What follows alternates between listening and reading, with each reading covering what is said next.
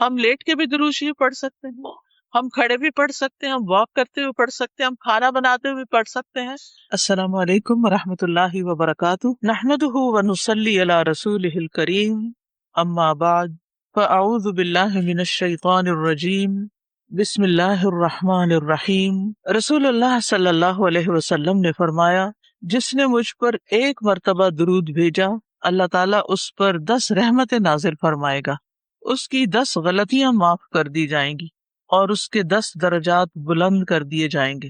قال رسول اللہ صلی اللہ علیہ وسلم، من صلی علی صلاۃ واحدۃ صلی اللہ علیہ 10 صلوات وحطت عنہ 10 خطیئات ورفعت له 10 درجات۔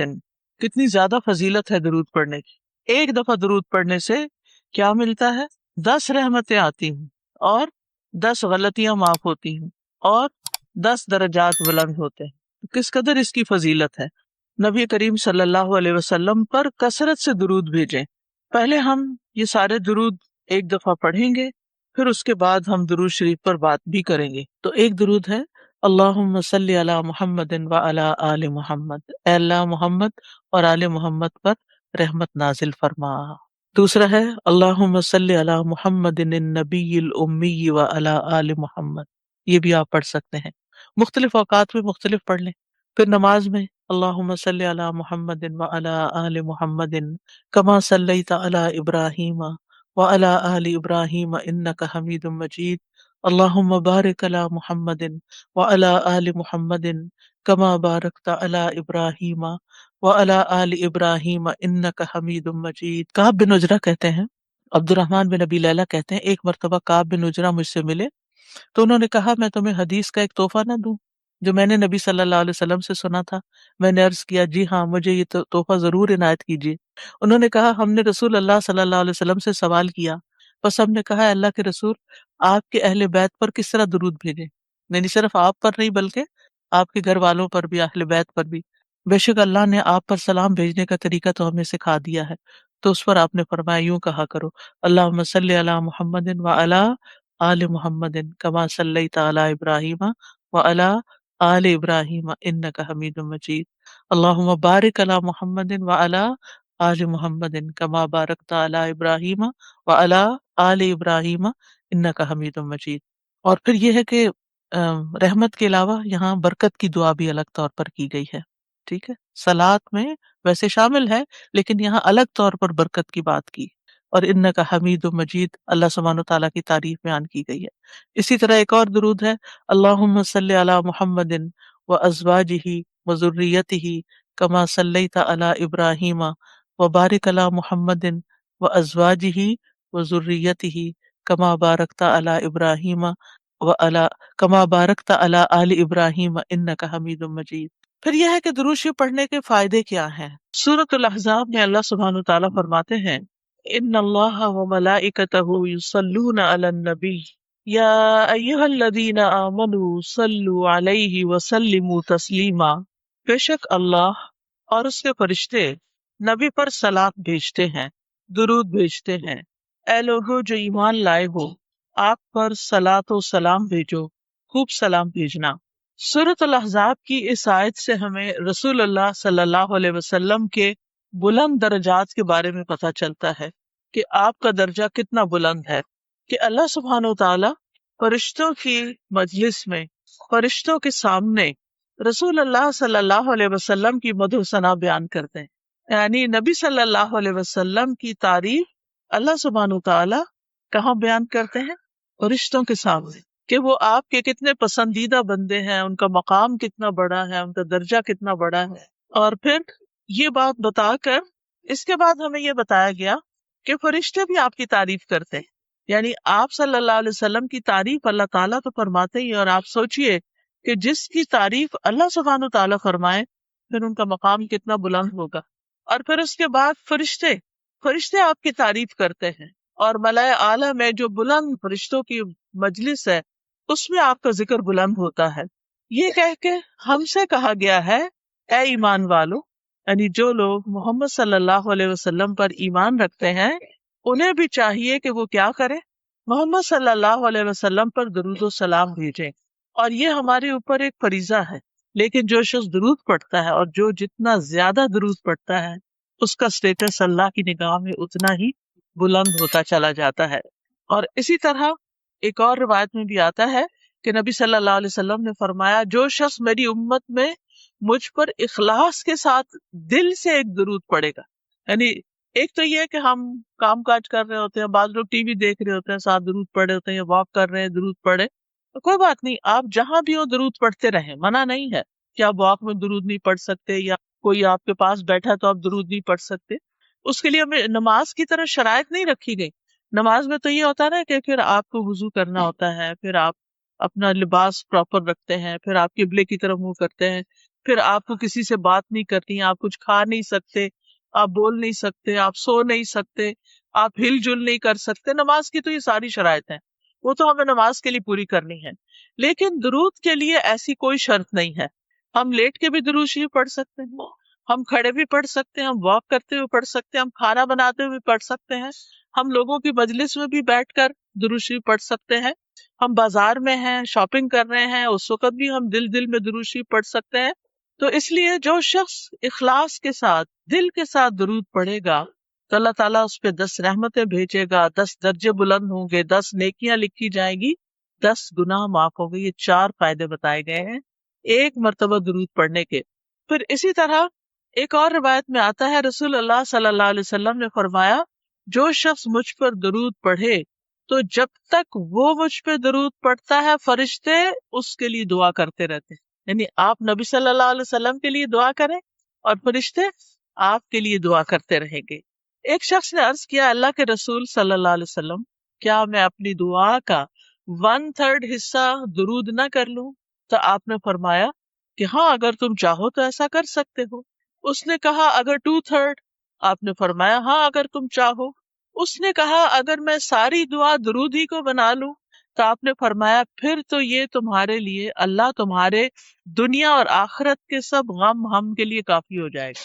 یعنی اگر آپ کو بعض اوقات انسان کی سچویشن اتنی ٹینس ہوتی ہے کہ اس کو دعا بھی نہیں سمجھ آتی مجھے کیا مانگنا چاہیے اس وقت، تو ایسی صورت میں ہم درود شریف پڑھنا شروع کر کہ اللہ کی رحمت آ جائے. اور اگر اللہ کی رحمت آ جائے تو اللہ تعالیٰ اس بندے کو بالکل سیدھا اٹھا کے کھڑا کر سکتا ہے. جو رب مردوں کو اٹھا کے کھڑا کر سکتا، جو مردوں کو زندہ کرے گا، کیا وہ ایک بیمار شخص کو، ایک تکلیف کی حالت میں جو شخص ہے اس کو وہ سیدھا تندرست نہیں کر سکتا؟ تو اسی طرح جو شخص جنت میں جانے کے لیے اس کو ایک نیکی کم ہے یا تھوڑی سی ضرورت ہے تو پھر وہ نبی صلی اللہ علیہ وسلم اس کے حق میں سفارش کریں گے کہ اس کو جنت دے دی جائے کیونکہ اس نے مجھ پر درود بھیجا تھا. اسی طرح اگر کوئی شخص اپنے برے اعمال کی وجہ سے توبہ کیے بغیر دنیا سے چلا گیا اور قیامت کے دن اس کی پکڑ ہو گئی اور اس کو جہنم میں پھینک دیا گیا تو نبی صلی اللہ علیہ وسلم کو اللہ تعالیٰ حق دیں گے شفاعت کا، حق شفاعت، اور پھر آپ کی سفارش سے اس کو آگ سے بھی نکال لیا جائے گا. تو اس لیے ہمیں اپنی زندگی میں درود کا اہتمام کرتے رہنا چاہیے، کوئی دن ہمارا خالی نہ جائے. ویسے تو الحمدللہ جب ہم اذان سنتے ہیں تو اس کے بعد درود جو ہے وہ پڑھتے ہیں، وہ موقع ہوتا ہے درود پڑھنے کا. پھر اسی طرح نماز ہماری مکمل ہی نہیں ہوتی، نماز پوری ہی نہیں ہوتی، نماز ادا ہی نہیں ہوتی اگر ہم اس میں درود شریف نہ پڑھیں. مثلاً اگر کسی کا اتحیات پڑھتے ہوئے اتحیات پر وضو ٹوٹ گیا اور اس نے درود نہیں پڑھا تو اس کو نماز لوٹانی ہوگی کیونکہ اس کی نماز نہیں ہوئی. تو اس لیے چاہے آپ اس وقت پورا درود نہ بھی پڑھ سکیں، اللہم صلی علی نبینا محمد کہہ دیں، اللہم صلی وسلم وبارک علی نبینا محمد، اللہم صلی علی محمد وعلی آل محمد. یعنی کوئی بھی آپ اس میں سے پڑھ لیتے ہیں اور سلام جلدی سے پھیر دیتے ہیں. کیا اس وقت آپ مزید کنٹینیو نہیں کر سکتے کہ آپ کا وضو ٹوٹ جائے گا تو آپ کی نماز پوری ہو جائے گی اگر آپ نے درود شریف پر اینڈ کر دیا. تو اس سے بھی آپ اندازہ لگائیں کہ کتنا ضروری ہے. پھر آپ دیکھیے کہ جو شخص صبح کے وقت فجر کی نماز سے لے کر سورج نکلنے سے پہلے 10 دفعہ درود شریف پڑھتا ہے تو اس کے لیے بھی آپ کی شفاعت ہے. اور کتنی رحمتیں، ایک دفعہ پڑھنے پر 10 رحمتیں، تو 10 دفعہ پڑھنے پر کتنی ہوں گی؟ 100 رحمتیں ہو جائیں گی. یعنی صبح ہی صبح اپنا دن شروع کرنے سے پہلے آپ 100 رحمتیں سمیٹ لیتے ہیں. پھر اسی طرح نبی صلی اللہ علیہ وسلم پر جب تک درود نہ پڑھا جائے دعا روک لی جاتی. یعنی کچھ دعائیں ایسی ہیں کہ جن میں ہمیں پہلے درود شریف پڑھنا ہی ہوتا ہے اور پھر اس کے بعد دعا مانگی جائے تو درود شریف اس دعا کو اوپر لے جانے کا سبب بنتا ہے. پھر اسی طرح آپ صلی اللہ علیہ وسلم نے فرمایا بخیل ہے وہ شخص، سٹنجی ہے وہ شخص کہ جس کے سامنے میرا ذکر کیا جائے اور وہ مجھ پر درود نہ پڑھے. درود پڑھنا جو ہے یہ جنت میں لے جانے والا کام ہے، اور جو درود نہیں پڑھتا وہ جنت میں جانے کا راستہ کھو دیتا ہے. حضرت حسین بن علی رضی اللہ عنہ امام حسین سے مروی ہے کہ رسول اللہ صلی اللہ علیہ وسلم نے فرمایا جس کے پاس میرا ذکر کیا گیا یعنی میرا نام لیا گیا اور وہ مجھ پر درود پڑھنا بھول گیا، اس نے پڑھا ہی نہیں، صلی اللہ علیہ وسلم نہیں کہا. ہونا تو یہ چاہیے نا، جب بھی آپ کا نام لیا جائے تو دل ہی دل میں یا ہلکی سی آواز سے صلی اللہ علیہ وسلم پڑھ لیا جائے. اور جو نہیں پڑھتا، اسے دھیان سے نہ سنا اور نہ پڑھا، وہ جنت کے راستے سے بھٹک گیا. یعنی جو راستہ جنت کی طرف لے جانے والا تھا اس نے وہ چھوڑ دیا، وہ کہیں اور ہی چل پڑا. یعنی اس سے بھی اس کی امپورٹنس کا پتہ چلتا ہے. پھر اسی طرح ایک دفعہ نبی صلی اللہ علیہ وسلم مسجد نبوی میں تشریف لے گئے تو آپ ممبر کی سیڑھیوں پہ چڑھ رہے تھے. 3 سیڑھیاں تھی، ہر دفعہ آپ نے آمین کہا. دوسری سیڑھی پہ قدم رکھا، آمین کہا. تیسری پہ قدم رکھا تو آمین کہا. صحابہ نے پوچھا کہ ہمیں کوئی دعا تو سنائی نہیں دی گئی، آپ نے کس پہ آمین کہا؟ تو آپ نے فرمایا کہ میں جب پہلی سیڑھی پر قدم رکھ رہا تھا تو جبریل میرے پاس آئے اور جبریل نے آ کر مجھ سے کہا کہ جس نے رمضان کا مہینہ پایا اور پھر اس کی بخشش نہ ہو سکی تو اللہ تعالیٰ اس کو اپنی رحمت سے دور کر دے. تو میں نے کہا آمین. دعا جبریل مانگ رہے ہیں، آمین محمد صلی اللہ علیہ وسلم کہہ رہے ہیں. پھر فرمایا جس نے اپنے والدین یا دونوں میں سے کسی ایک کو پایا اور آگ میں داخل ہو گیا اس کو بھی اللہ اپنی رحمت سے دور کرے. کیا مطلب ہے اس کا؟ کہ جس نے اپنے والدین کو بڑھاپے میں پایا یا ویسے والدین اس کے پاس آئے اور اس نے ان کی خدمت نہ کی، ان کا خیال نہیں رکھا اور ان کو خوش نہیں کیا، تو پھر کیا ہے؟ اللہ اس کو اپنی رحمت سے دور کر دے.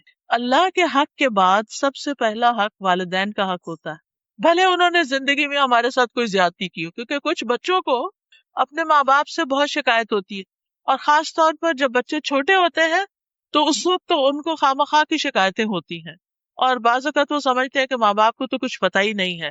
ہم زیادہ علامہ فلسفی بن گئے ہیں 4 جماعتیں پڑھ کے، اور ماں باپ تو بس یہ تو دیسی ہیں، پیچھے سے آئے ہیں، ان کو نہیں پتا کہ یہاں کیا ہوتا ہے.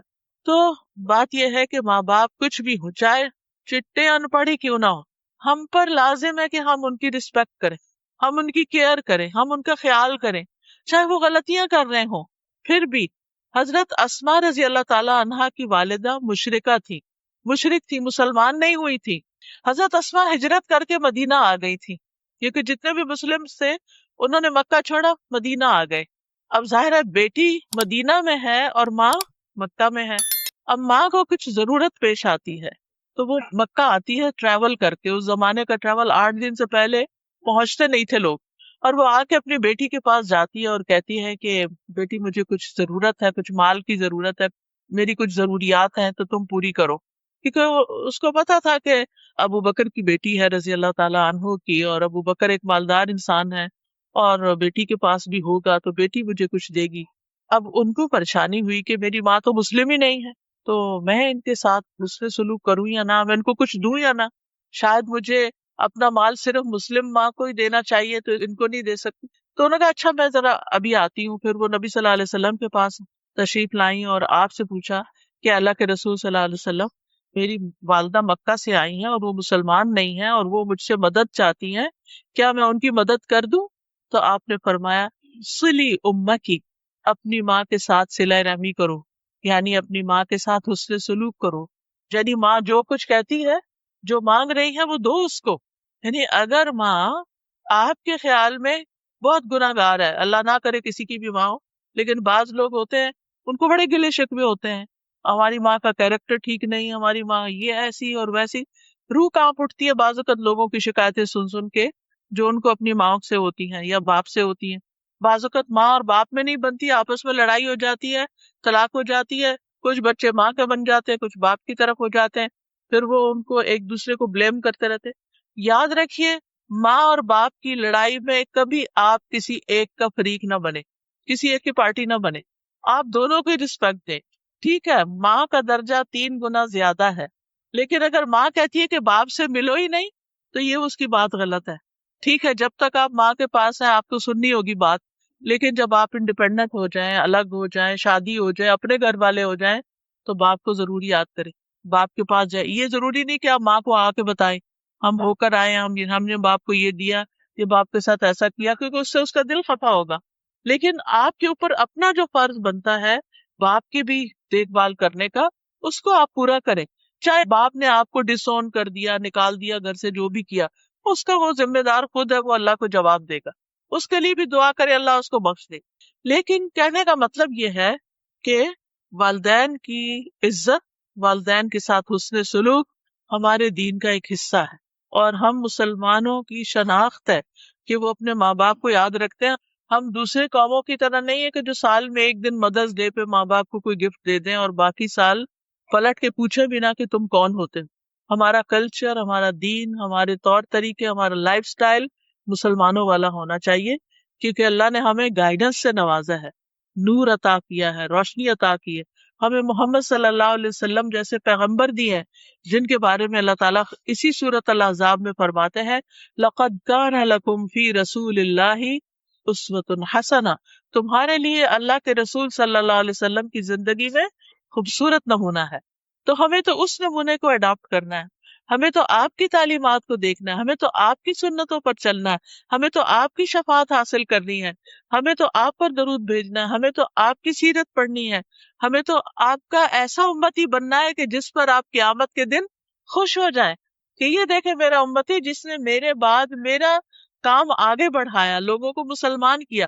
ہمارے پیغمبر نے آ کر کیا کیا تھا دنیا میں؟ سب سے بڑا کام کون سا کیا تھا؟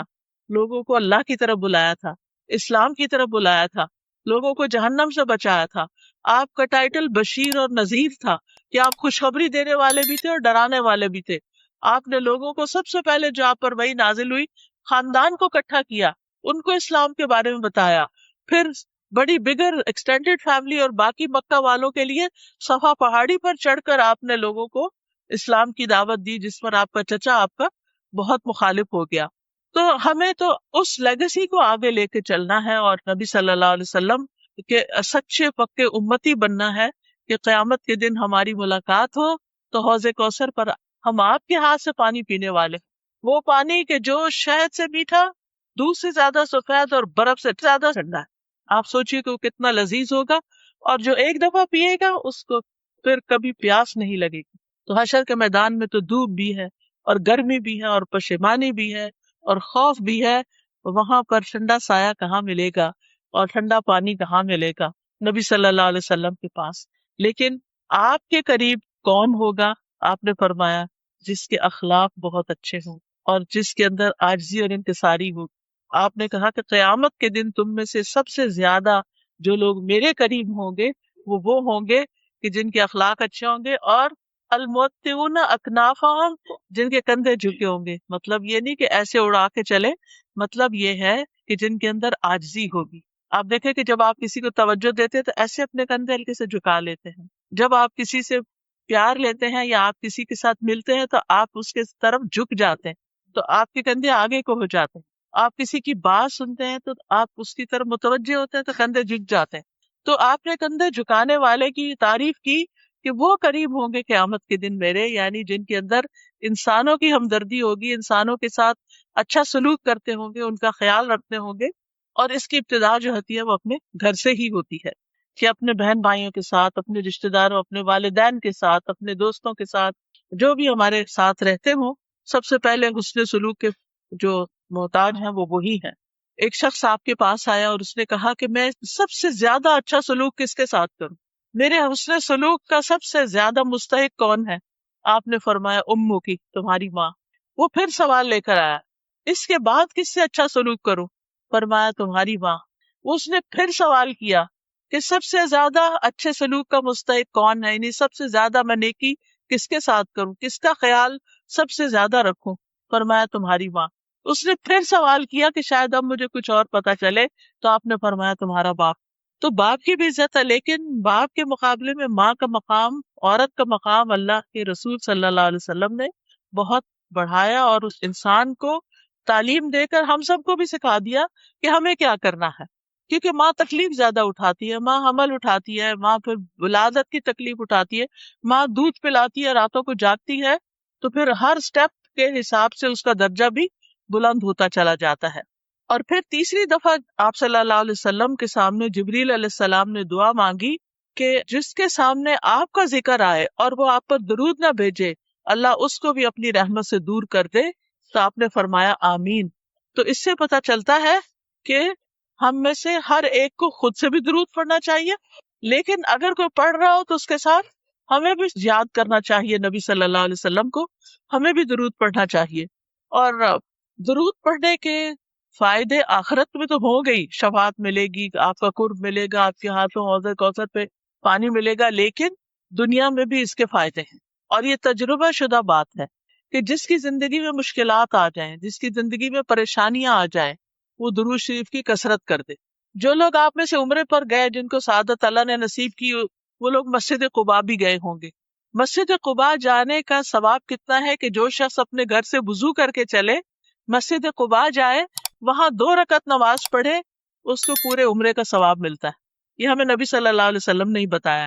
تو مسجد قباء کے ایک امام ہیں شیخ صالح المغامسی۔ صالح المغامسی جو تھے، ان کے دل میں کوئی تکلیف ہو گئی، تو ان کا ہارٹ کا آپریشن ہوا۔ جب ہارٹ کا آپریشن ہوا، آپریشن تو اچھا ہو گیا، لیکن نیکسٹ ڈے پتا چلا کہ خون واپس دل کے اوپر جم رہا ہے اور بہت خطرناک صورت پیدا ہو گئی ہے، اور دوبارہ آپریشن کرنا پڑے گا۔ اب جب وہ ہوش میں تھے، وہ خوش تھے پہلے کہ میرا آپریشن کامیاب ہو گیا، لیکن انہوں نے دیکھا کہ 10 ڈاکٹر آ گئے اور وہ آپس میں ڈسکشن کر رہے ہیں، تو ان کو سمجھ آئی کہ یہ کوئی مسئلہ گڑبڑ ہے۔ بہرحال انہوں نے آ کے خبر سنائی کہ آپ کا آپریشن دوبارہ ہوگا۔ اب آپ سوچئے کہ ایک شخص ایک دفعہ سرجری سے گزرا ہے اور دوسری دفعہ اب اس کی سرجری ہونے لگی ہے، تو اب کیا ہوا کہ کہتے ہیں کہ شیخ یہ خبر سن کے بے ہوش ہو گئے اور کلمہ پڑھنے لگے، اشہد ان لا الہ الا اللہ اشہد ان محمد رسول اللہ، کہ انہیں یہ لگا کہ اب تو میں دوبارہ بچتا نہیں ہوں، میری تو جان جانے والی ہے۔ اور اس کے ساتھ ہی انہوں نے کہا کہ ٹھیک ہے، آپ آپریشن کرتے ہیں تو کر لیجئے۔ اب ہوا یہ کہ وہاں پر ایک نرس تھی، لبنانی نرس، اس نے دیکھا کہ شیخ بہت پریشان ہے، وہ شیخ سے بڑی متاثر تھی، وہ نے پتا چلا کہ مسجد قباء کے امام ہے، تو آپ سوچئے کہ اگر ہمیں بھی پتا چلے تو ہم ضرور زیارت ملاقات کے لیے جائیں کہ اتنی بڑی شخصیت آئی ہے۔